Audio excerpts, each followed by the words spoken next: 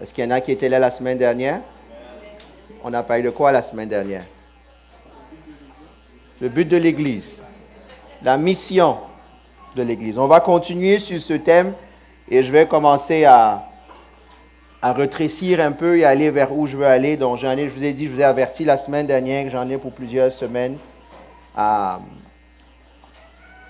Comment dirais, vous connaissez, il y a une différence, il paraît, quand on fait le café, entre un percolateur et un infuseur. Vous savez, c'est quoi? Le percolateur prend le temps de bien faire le café. Alors que l'infuseur, c'est juste de l'eau qui coule à travers le café et ça goûte le jus de chaussette. Ben oui. Il faut que je te fasse goûter du vrai café alors. La même chose. On doit apprendre dans la foi, des fois, à être des ruminants. Il faut ruminer pour être capable de tirer les essences des choses. Sinon, on reste toujours à la surface. Dans ces prochaines semaines, ce ne sera pas la haute théologie, ce sera la vie pratique. C'est ce qui nous sauve, c'est la vie pratique. C'est parce que ma tête sait, c'est ce que je fais. Je vous ai toujours dit, je préfère savoir peu et mettre le peu en pratique que de savoir beaucoup et ne rien mettre en pratique. Amen. Donc, je vous invite à prendre Matthieu au chapitre 28, les versets 18 à 20, donc le dernier chapitre de Matthieu. En fait, les versets 16 à 20, et ensuite on prendra aussi Marc, les versets 17 et 18. Ou si vous voulez, de 15 à 18. Matthieu 28, 16 à 20, et Marc chapitre 16, versets 15 à 18. S'il y a des volontaires qui veulent lire cette parole, vous êtes les bienvenus. En commençant par Matthieu.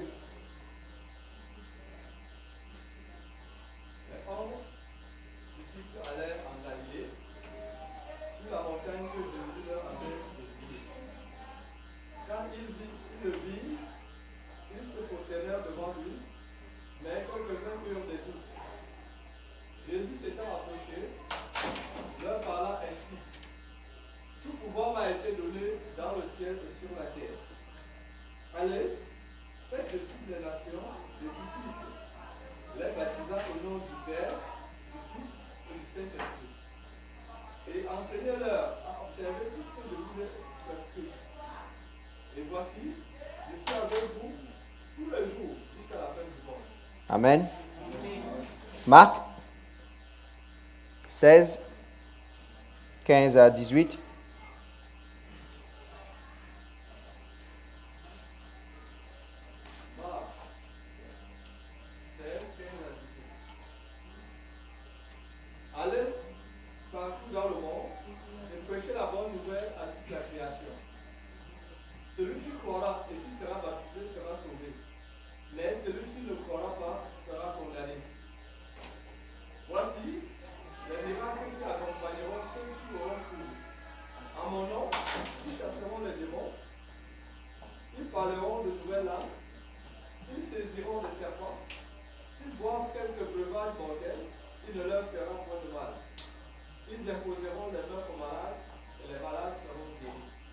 Amen.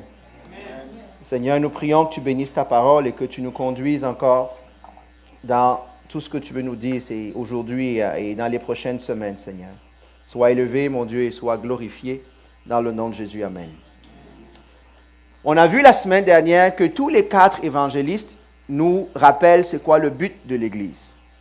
Jean commence à dire, comme mon Père m'a envoyé, moi aussi je vous envoie. Après, il dit, recevez le Saint-Esprit et allez en mon nom. Luc va dire dans le livre des Actes, attendez une puissance et quand cette puissance viendra sur vous, allez faire mon œuvre. Et on a les 2 derniers évangiles ici, on a Marc qui nous rappelle qu'il faut aller proclamer et on doit manifester l'autorité de Dieu partout où on part. Et finalement, on a Matthieu qui nous rappelle d'aller former des disciples, enseigner à mettre en pratique et il sera avec nous tout le temps. Je le dis et je veux, moi je suis informaticien, et on dit souvent qu'il faut graver le disque. Il faut arriver à soit bien inscrit dans nos âmes. Le but, le cœur de l'Église, le cœur du chrétien doit être tourné vers les âmes. Ça doit être tourné vers l'autre. Tout ce que nous faisons, c'est pour que le royaume de Dieu avance. C'est que le royaume de Dieu grandisse. C'est que le royaume de Dieu soit manifeste. Il n'y a pas d'autre mandat qui vous a été confié, ni à vous, ni à moi, ni à aucune église. Je sais que souvent, on pose la question, la vision de l'église, c'est quoi? Qu'est-ce que Dieu nous a appelés à faire? Quelle que soit la mission primaire de tout chrétien, c'est de faire l'œuvre de Dieu.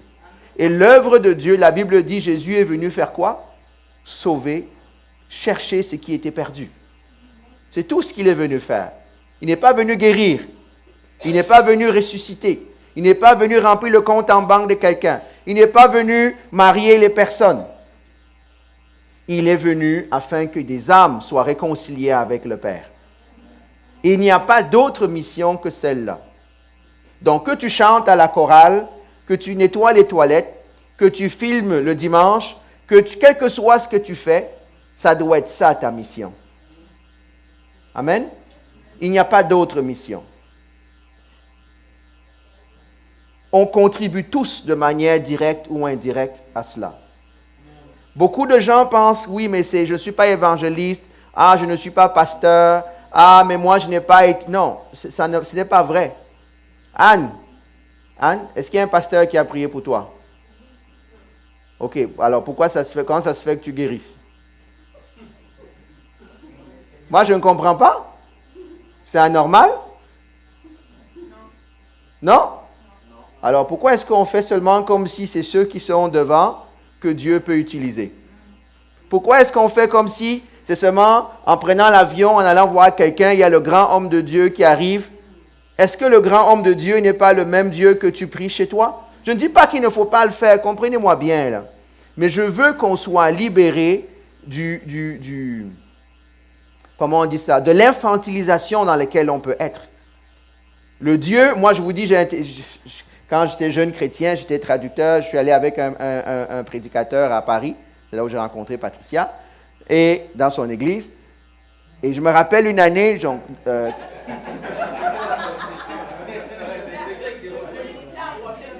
voilà. Comme Dieu a dit à Adam, compte les moutons, et derrière les moutons, il a trouvé une femme. Moi, je l'ai traduit et j'ai trouvé autre chose. OK, Dieu connaissait le besoin.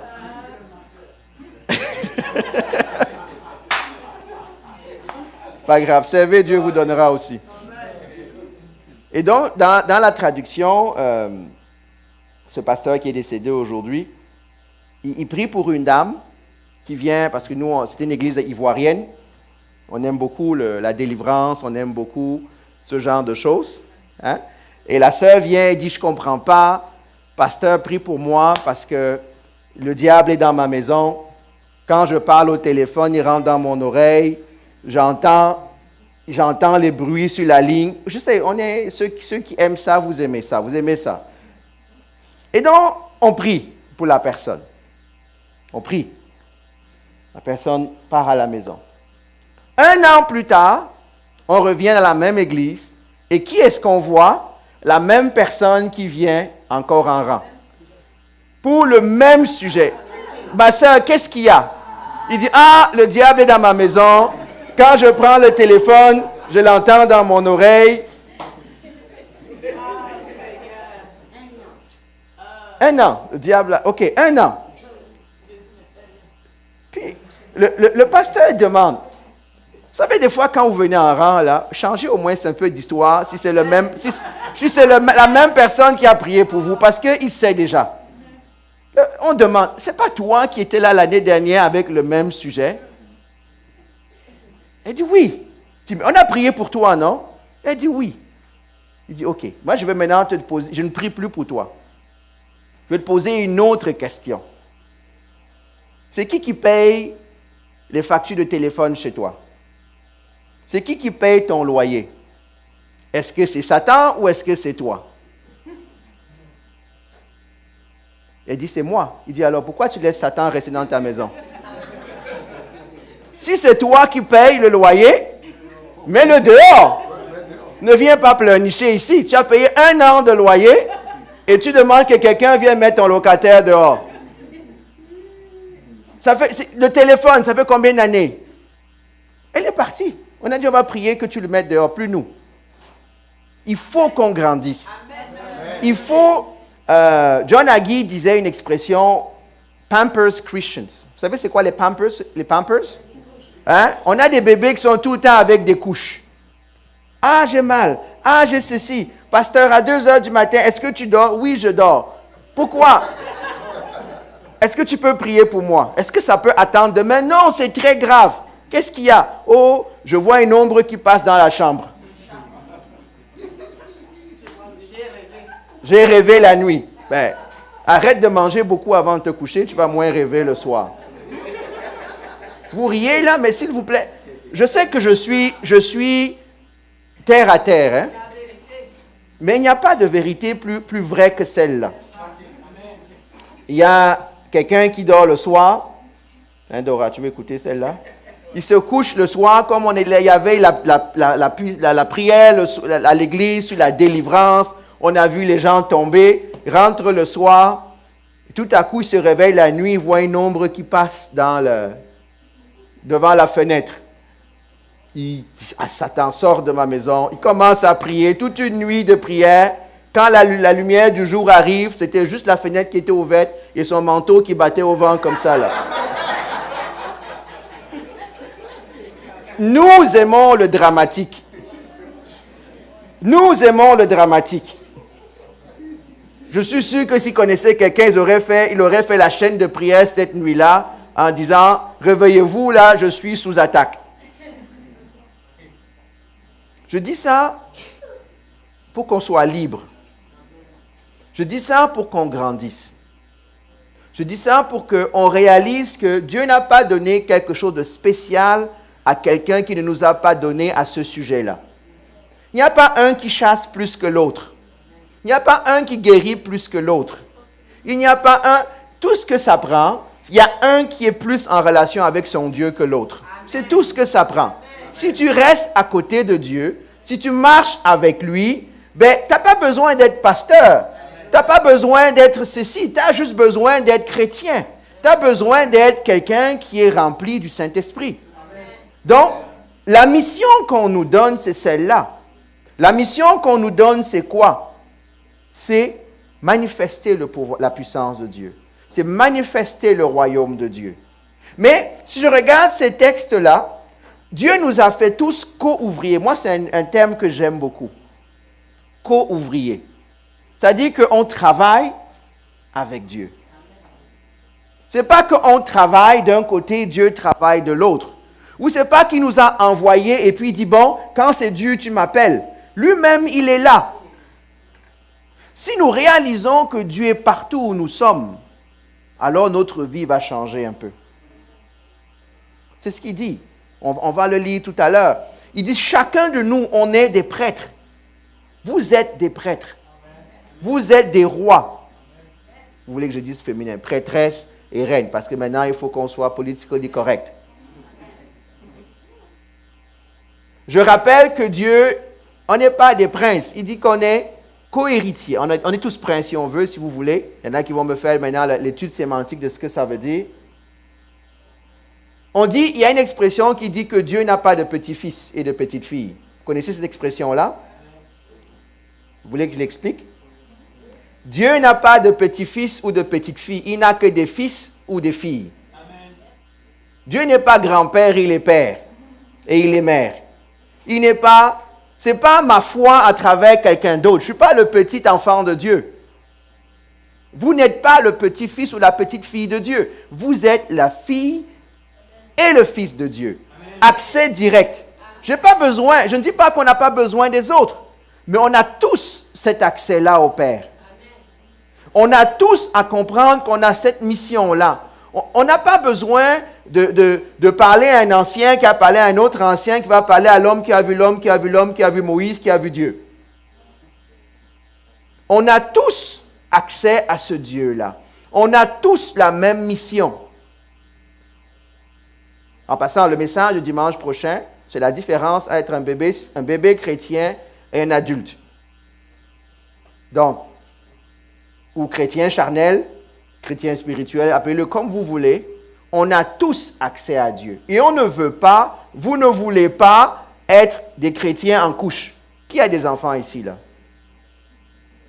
Hein? Vous avez des enfants, vous êtes sûr? Ils ont quel âge? 13 ans, 14 ans, 40 ans. Hein? Est-ce qu'ils portent encore des couches? Si ton fils de 15 ans porte encore des couches, qu'est-ce que tu vas dire? Il y a un problème. Même à 5 ans, là, tu dis qu'il y a un problème. C'est vrai? Pourquoi est-ce que nous, chrétiens, ça fait 30 ans qu'on est à l'église, on porte encore des couches? Oh, pasteur, viens, my nose is running. Can you blow my nose? Est-ce que tu peux m'aider à me moucher? Oh, mon frère, viens. Ça, je vous dis qu'il faut qu'on grandisse. Il faut que vous grandissiez. Il faut que je grandisse. Sinon, c'est une déception notre marche en Christ. C'est une déception. Et je vous dis, il y a tellement de choses que j'aimerais dire de base.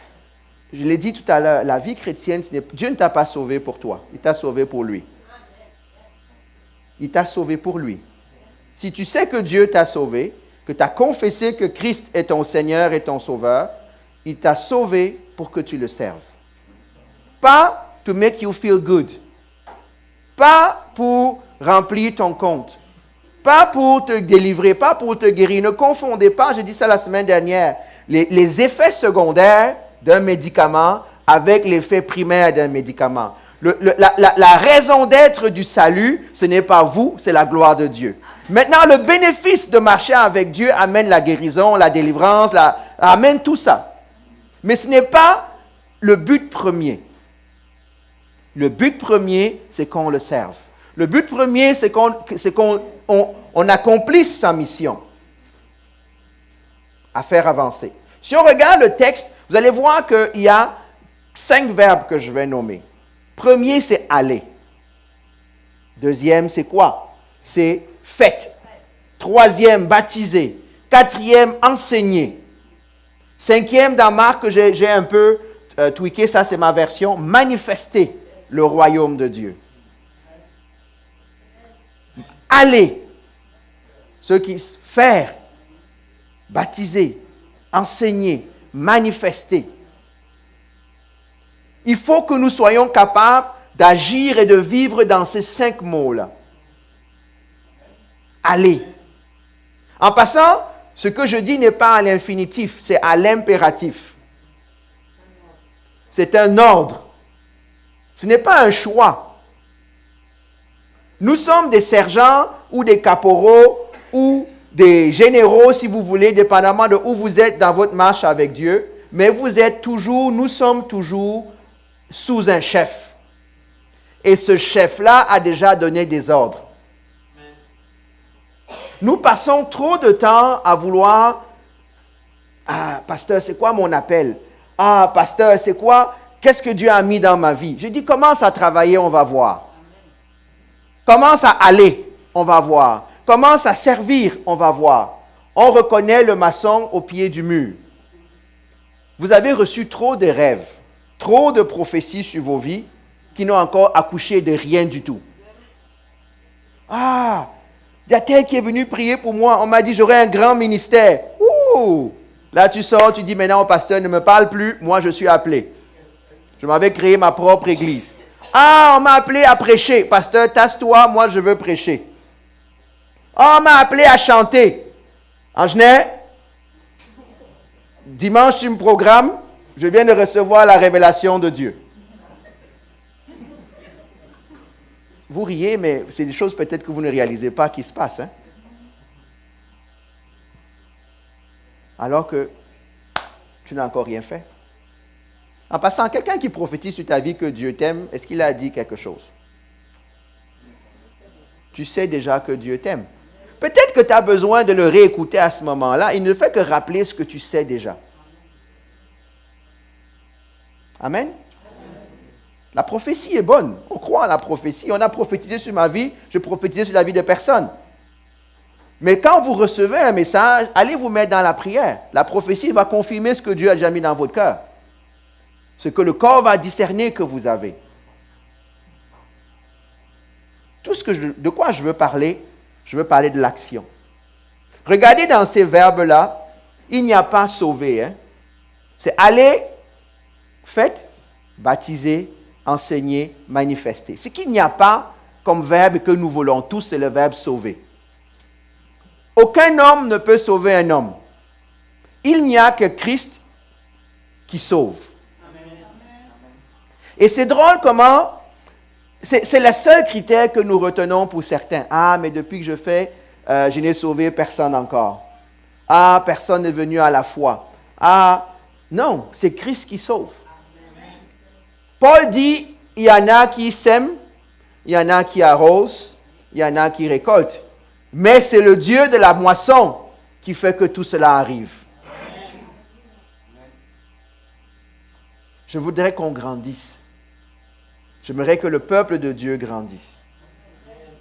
Afin qu'on réalise l'importance de ce que c'est. Dans Marc qu'on a lu, quand il dit « En mon nom, vous chasserez les démons. En mon nom, vous guérirez les malades. En mon nom, vous prendrez des serpents. » Qu'est-ce qu'il dit? Il dit que nous sommes là pour manifester la gloire du royaume. Parce que c'est la réalité du royaume que nous mettons face à face à ceux qui sont guéris. Anne, est-ce que maintenant on peut te démontrer que Dieu guérit? Est-ce qu'on peut te le démontrer? Est-ce que quelqu'un peut signer devant toi en disant « Ah, moi je ne crois pas que Dieu guérit. » On peut faire ça? Avant, on aurait pu, hein? Toi aussi, tu aurais dit peut-être, oui, c'est vrai, depuis que je prie, rien n'est arrivé. Mais c'est la vérité.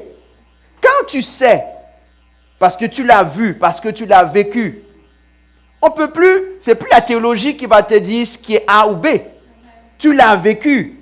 Oui, le psychologue, le psychiatre, l'athée dira, c'était juste quelque chose dans ton cerveau. Oui, ok, mais j'ai vu. Toi, tu n'as rien vu. Moi, j'ai vu. L'autre jour, il y a un chrétien qui dit, est-ce que c'est vrai qu'on peut avoir un chrétien peut avoir un démon? Je dis, ok. Tu te bases sur quoi? Il dit, ah non, il y a toute la théologie. On dit, ok, viens, je vais t'amener un jour. Est-ce que tu as déjà vu un chrétien ramper au sol comme un serpent? Il dit non. Je dis, ok, quand tu verras ça, tu reposeras ta question après. On aime la théorie. Remarquez une chose, c'est enseigner à faire quoi? C'est ça. Verset 20 de Matthieu. Enseigner à observer. En fait, dans ma traduction second 21, ça dit enseignez-leur à mettre en pratique. Observer, là, ça veut dire mettre en pratique. Il n'y a pas de théoriciens, il n'y a que des praticiens. Notre vie chrétienne doit être des plus pratiques, les amis. Vous ne grandirez pas, je ne grandirai pas en ayant plein de doctrines dans la tête. Je grandirai en ayant plein de pratiques sous les mains. Je vous dis, nous sommes dans une génération qui aime les grands discours. Nous sommes dans une génération qui aime les grandes révélations. Il y en a qui souffrent d'obésité spirituelle. C'est plein. C'est plein. Le gras. Hein? On a toutes les doctrines. Tu lui demandes, il te récite la Bible à gauche, à droite, en bas, en haut, à l'envers, à l'endroit. Tu dis, commence ici, avant que tu aies dit, ah, il a déjà fini Z. Tu dis, ok, maintenant on prie. Ah, mais tu sais que pour moi, Dieu ne peut pas me guérir. Pourtant, tu viens de citer que Dieu guérit. C'est quoi ta théorie, là? C'est quoi? Je voudrais juste nous inciter. Je fais juste allumer un peu le feu. Pour que Dieu nous amène à réaliser, je ne sais pas où vous êtes. On vient tous d'horizons divers, là. C'est vrai? Il y en a qui sont nés dans la foi dans cette église. Il y en a qui sont pas nés dans la foi dans cette église. On vient avec nos bagages. Oui, dans mon ancienne église, on faisait ça. Oh, on faisait ceci. On m'a enseigné ça. Moi, je suis luthérien. Moi, je suis calviniste. Moi, je suis méthodiste. Moi, je suis pentecôtiste. C'est bien. Mais montre-moi, show me the money, comme dit, montre-moi ta marche avec Dieu.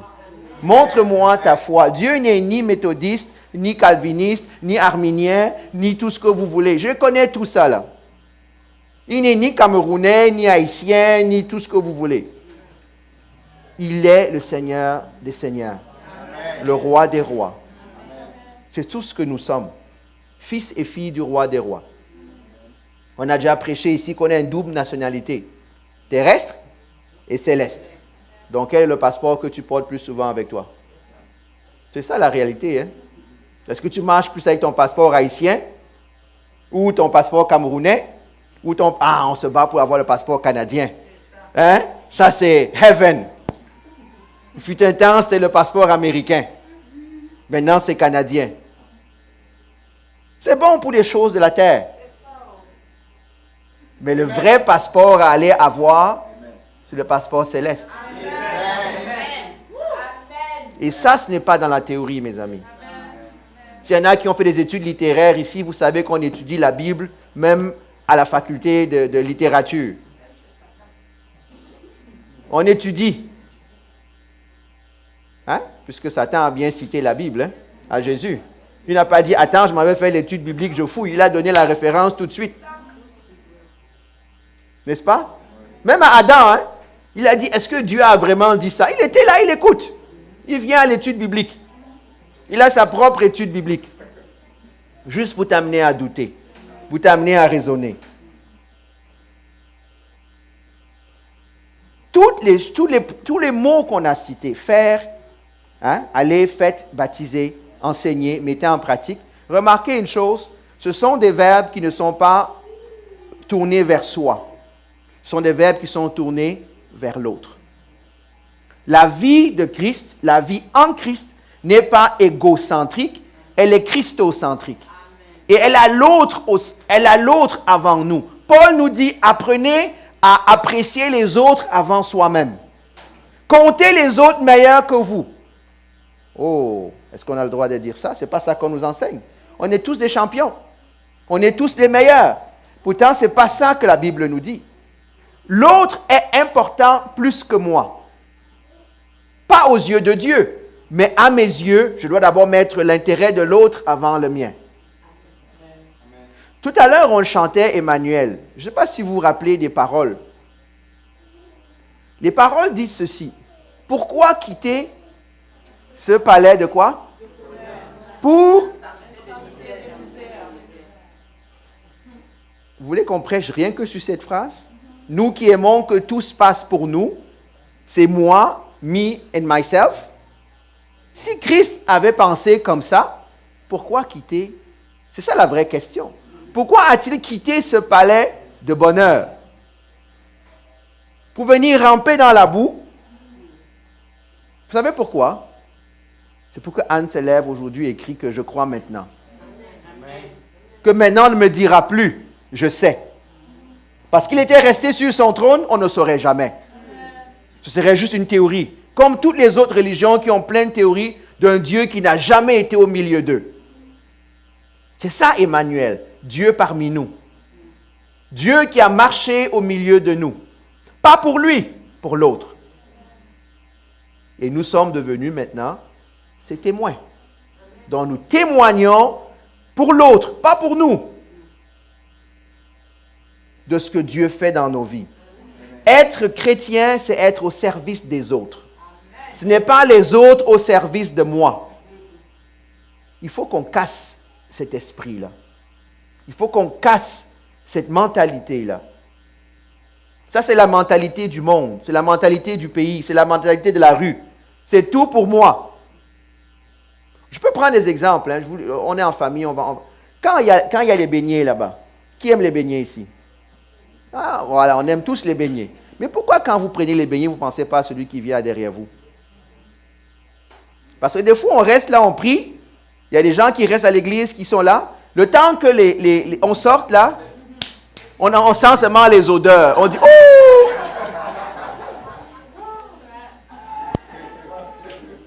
On sent seulement qu'il y a eu quelque chose. Parce qu'on pense juste à soi. Vous voulez que je prenne un autre exemple? Il y en a plein comme ça. Il y en a plein comme ça. Le monde ne tourne pas autour de moi. Si vous êtes choqué, c'est une bonne chose, pourvu que ça change. Le monde ne tourne pas autour de moi, en Christ. Dans le monde, oui, vous êtes le parrain, la pupille de l'œil de je ne sais pas qui. Vous êtes le centre du monde, de votre monde. Mais en Christ, nous avons quitté notre monde pour rentrer dans le monde de Dieu, dans la réalité céleste. Ça ne peut pas être juste moi. Amen? La bonne nouvelle, c'est que Dieu nous aime. Hein, Anne? C'est ce que tu as dit. Hein? Je ne savais pas que Dieu m'aimait. Vous l'avez entendu prier tout à l'heure? Maintenant, Dieu démontre son amour. À nous de démontrer le nôtre. À son endroit. Dans la marche. Dans ce que nous faisons. Le mot sur lequel je vais parler ces prochaines semaines, c'est un tout simple mot. C'est le mot disciple. Faites de toutes les nations des disciples. Pas des gens qui vont à l'église. Pas des croyants. Faites de toutes les nations des disciples. Faites de toutes les nations des disciples. Il y en a qui sont tellement contents d'amener une âme à l'église. Après, quel que soit ce qui leur arrive, ce n'est plus leur problème. Ah, je l'ai amené là, c'est maintenant le problème des autres. Non, non, non, non, non. Ah, je l'ai amené, il a fait la prière du salut. Ça fait 3 ans que tu ne l'as plus appelé. Tu ne sais même pas ce qui se passe dans sa vie. Tu ne te décharges pas comme ça. Oui, mais moi, on m'a appelé à être évangéliste. C'est pas... OK. Mais suis ton œuvre. Assure-toi qu'il grandisse ou qu'elle grandisse. On ne peut pas seulement se contenter. Laissez-moi vous dire une chose. Vous ne savez pas, hein, quand vous faites la prière du salut avec quelqu'un, vous ne savez pas s'il est vraiment sauvé. Hein? Je vous dis, là, vous avez déjà marqué dans votre carnet, moi j'ai amené 42 personnes au salut, là. Qui vous a dit qu'il est venu au salut? Parce qu'il vous a suivi à l'église? Parce qu'il a répété après vous? L'évangile n'est pas si cheap, hein? Le salut n'est pas si cheap, hein? Le salut est gratuit, mais il a un prix qui va démontrer qu'il est. Et peu veulent démontrer ce prix-là. Peu veulent démontrer ce prix-là. On est content que l'Église se remplisse, des fois de non-croyants. Je voudrais nous encourager. Hein. Quand on dit qu'on veut le salut des âmes, là, je veux qu'on comprenne, c'est le full package. Hein. C'est pas juste ça. Je vous ai dit que si c'était juste faire la prière du salut, je vous assure devant Dieu que je viderai mon compte en banque. Je m'en vais au métro, je dis, je te donne $20 si tu récites cette prière après moi. Je vous assure. Si ça marchait, là, je vous dis, allez trouver quelqu'un, là, dis-lui, je te donne $20, tu répètes après moi ce que je viens de dire. Est-ce qu'il va le faire? Oh, il va m'appeler toute sa famille. Il dit, il y a un fou là-bas qui distribue l'argent. Il y a un fou qui distribue l'argent. Arrêtons de vendre l'évangile cheap. Arrêtons de mal représenter c'est quoi marcher avec Christ. Être disciple, en passant pour faire un disciple, il faut soi-même être un disciple. Hein? Je n'ai jamais vu un menuisier former un maçon. Vous avez déjà vu ça? En tout cas, je n'embauche aucun des deux. Je n'ai jamais vu un enfant enseigner un ado. Je n'ai jamais vu un adolescent enseigner un adulte.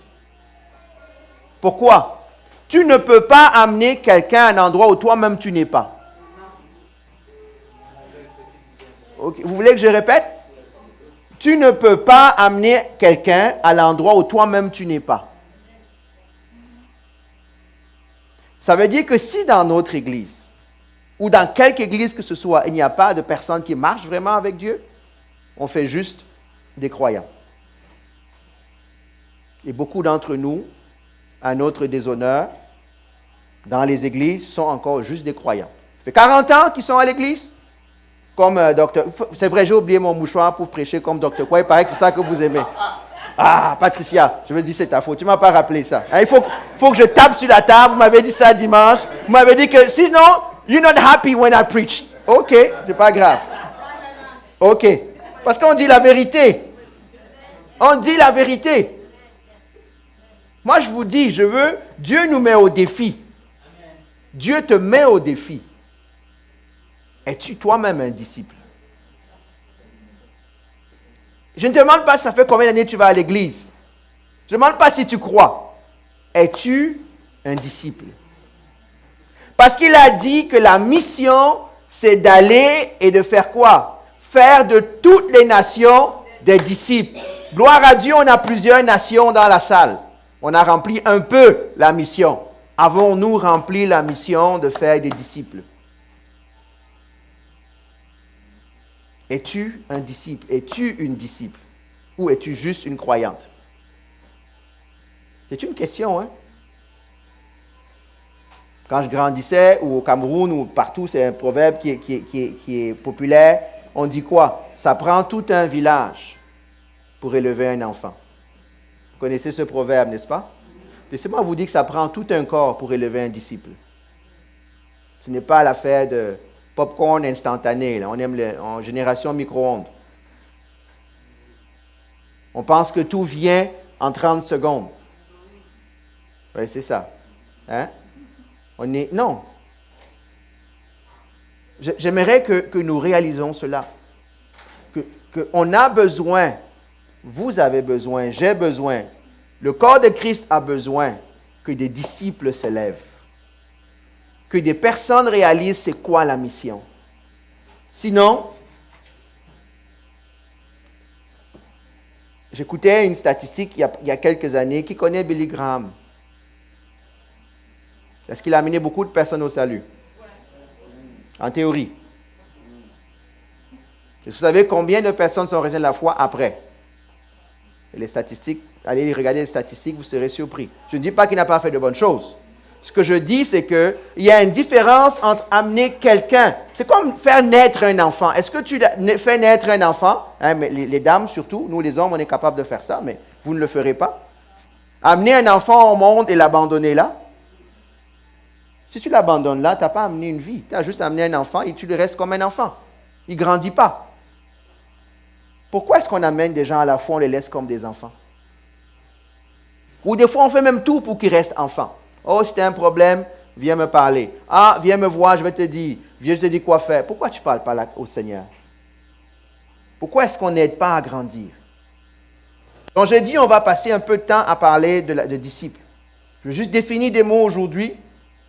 Je vais lire une phrase ou un paragraphe.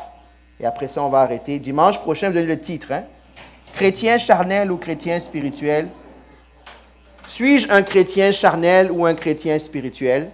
Suis-je un enfant ou suis-je un adulte? En fait, on peut être bébé, enfant, pré-ado, ado, jeune adulte, adulte. Choisis ce que tu veux. Où est-ce que je suis là-dedans dans ma marche? Après ça, les semaines prochaines, je vais donner c'est quoi les caractéristiques d'un disciple? Qu'est-ce que Dieu attend des disciples? On va les regarder une après l'autre. Amen? Parce la Bible dit que la parole de Dieu est quoi? Est un miroir. C'est vrai? Un miroir dans lequel on doit se mirer. Et après, on doit s'examiner pour savoir où est-ce que je suis rendu. Donc, il faut que Dieu nous challenge. Le mot disciple, petit Robert me dit que c'est une personne qui reçoit l'enseignement d'un maître. Hein? Un disciple, c'est quelqu'un qui reçoit l'enseignement d'un maître. C'est quelqu'un qui adhère aux doctrines d'un maître. Je pourrais juste prendre ça et poser la question. Il y en a qui ne sont pas enseignables. Hein? Il y en a qui savent tout déjà. Il y en a qui n'adhèrent à rien du tout. Ah, est-ce que Dieu a vraiment dit ça? Ah, mais moi je ne suis pas d'accord. Ça c'est écrit depuis... ça fait combien d'années que la Bible est écrite? Ça fait longtemps, hein? Tu n'étais pas là, j'étais pas là, mon grand-père n'était pas là, l'arrière-grand-père n'était pas là. C'est juste pour des gens qui étaient dans un village en Israël qui n'a rien à voir avec nous. On n'est pas soumis des fois, mais on est chrétien. On a écrit notre propre Bible. Moi, je vous dis, si des fois, là, on pouvait voir spirituellement, on verrait que certains d'entre nous, on prend votre Bible favorite, on verrait qu'il y a des versets qu'on a découpés au ciseau. Il y aurait des trous. Il y aurait même des chapitres qu'on aurait enlevés parce que moi, je ne suis pas d'accord avec ça. C'est vrai? C'est vrai? Oh oh. Excusez-moi. En fait, le mot, d'après la Bible, dans Matthieu au chapitre 12, et versets 46 à 50, je ne vais pas les lire, le disciple, c'est celui qui écoute, qui comprend et qui met en pratique l'enseignement de Jésus. Qui écoute, pas qui entend, hein, qui écoute, qui comprend et qui met en pratique l'enseignement. C'est tout. Qui écoute, qui comprend, qui met en pratique.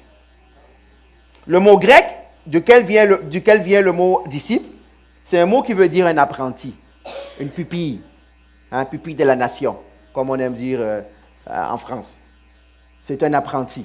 Vous avez déjà vu un apprenti qui a travaillé comme apprenti quelque part? Hein, on travaille comme apprenti, ça veut dire quoi? On te dit, bon, apprenti chef de son, quand tu veux mettre le truc, voici ce que tu dois faire. Comme ça, toi, tu finis par répéter le mouvement et un jour, toi-même, tu le fais. Tu deviens comme ton maître. C'est un apprenti. Nous sommes des apprentis. Apprentis de qui? Apprentis du Seigneur. Un autre mot qui dérive de la même racine veut dire apprendre. Disciple veut dire apprendre. Il y en a qui n'ont plus soif d'apprendre.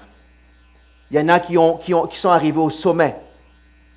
Je vous rappelle que je commence à donner quelques trucs. Un disciple en Christ n'a jamais fini d'apprendre. Jamais.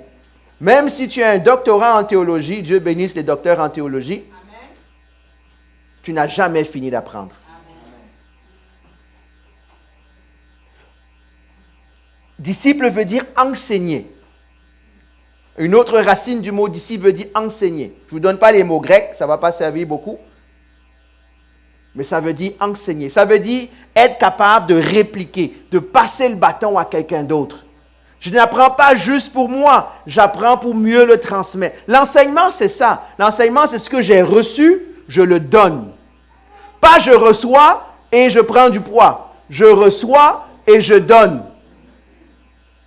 Non, moi, je vous dis, il y en a qui sont obèses spirituellement. On est tellement plein que Dieu ne peut même plus rien à rajouter. Laissez-moi vous donner un secret. Plus vous donnez, plus vous avez la place pour recevoir.